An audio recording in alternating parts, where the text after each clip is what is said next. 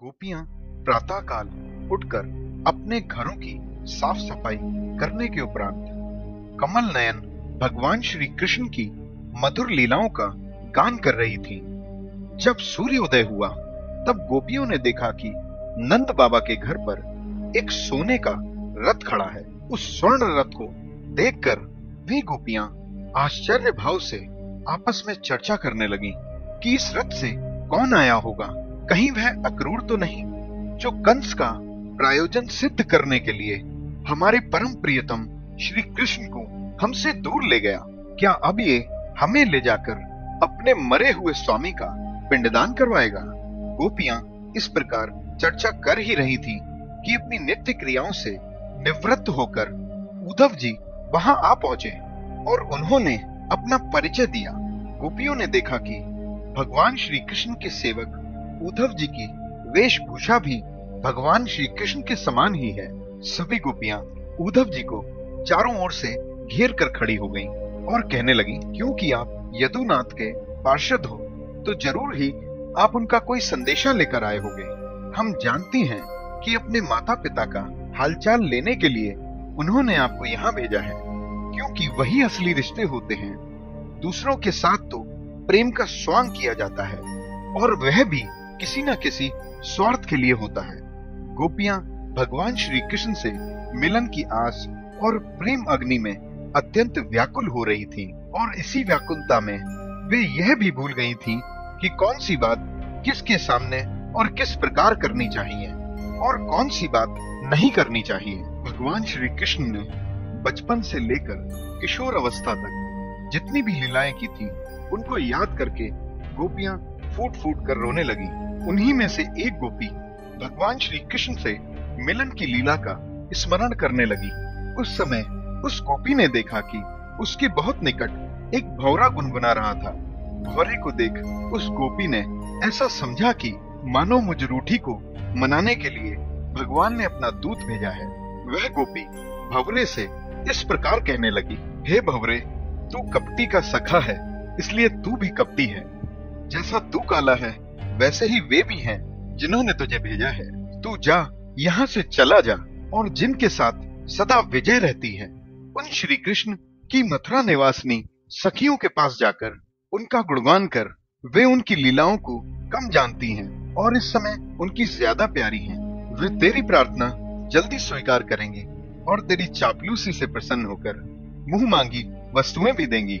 हम जानती हैं कि स्वर्ग, पाताल और पृथ्वी पर ऐसी कोई स्त्री नहीं जो श्री कृष्ण की कपट भरी मनोहर मुस्कान और भौहों के इशारों से वश में न हो जाए। औरों की तो बात ही क्या, स्वयं लक्ष्मी जी भी उनके चरण रज का सेवन करती रहती हैं। फिर हम कृष्ण के लिए किस गिनती में हैं? देख, हमने श्री कृष्ण के लिए अपने पति, पुत्र और बाकी सगे संबंधियों को छोड़ दिया, परंतु उनमें जरा भी कृतज्ञता नहीं है। वे इतने निर्मोही निकले कि हमें ही छोड़कर चलते बने। हे भंवरे, तू ही बता, अब ऐसे अकृतज्ञ के साथ हम क्या संधि करें? तू कहता है कि उन पर विश्वास करना चाहिए। अब हमें श्री कृष्ण ही क्या, किसी भी काली वस्तु से मित्रता नहीं करनी। परंतु अगर तू ये बोले कि ऐसा है तो उनकी चर्चा ही क्यों करती हो? तो हे भंवरे, जिसे एक बार उनके प्रेम के रस का चस्का लग जाता है वह उन्हें छोड़ नहीं पाता, तो ऐसी दशा में भला हम चाहने पर भी उनकी चर्चा कैसे छोड़ सकती हैं? श्री कृष्ण लीला रूप कर्णामृत का जो एक क्षण के लिए भी सेवन कर लेता है, उसके राग, द्वेष, सुख, दुख आदि सारे द्वंद छूट जाते हैं। यहाँ तक कि बहुत से लोग इस दुखमयी गृहस्थी को छोड़कर अकेले ही चल निकलते हैं और अपने पास कुछ भी संग्रह परिग्रह नहीं रखते। वे पक्षियों की तरह चुन चुन कर भीख मांगकर अपना गुजारा करते हैं, फिर भी श्री कृष्ण के कथामृत को छोड़ नहीं पाते।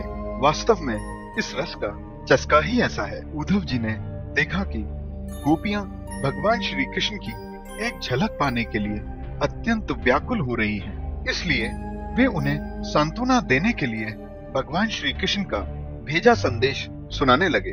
उद्धव जी बोले, हे गोपियों, तुम्हारा जीवन सफल है और तुम पूरे संसार के लिए पूजनीय हो। तुम सभी ने भगवान श्री कृष्ण को अपना हृदय, अपना सब कुछ समर्पित कर दिया।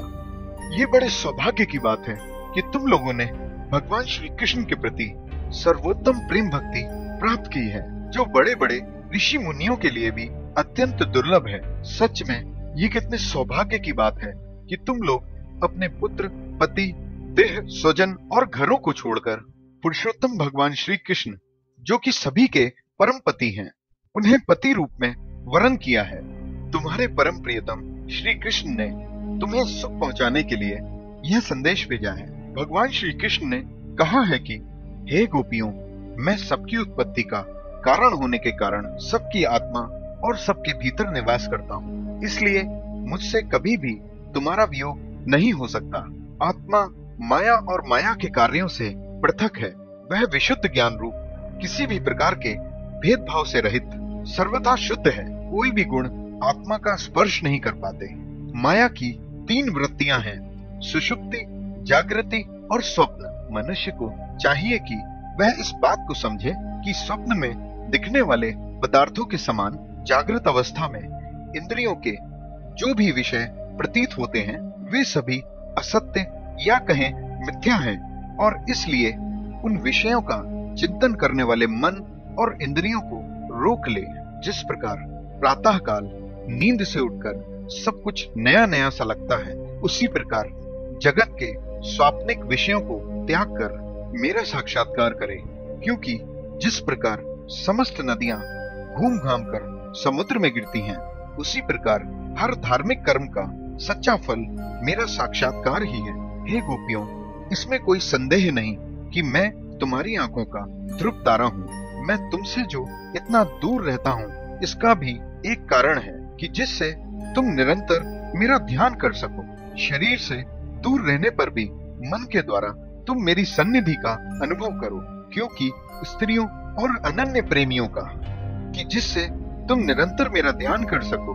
शरीर से दूर रहने पर भी मन के द्वारा तुम मेरी सन्निधि का अनुभव करो, क्योंकि स्त्रियों और अनन्य प्रेमियों का मन अपने परदेसी प्रीतम में जितना निश्चल भाव से लगा रहता है, उतना आंखों के सामने नहीं लगता।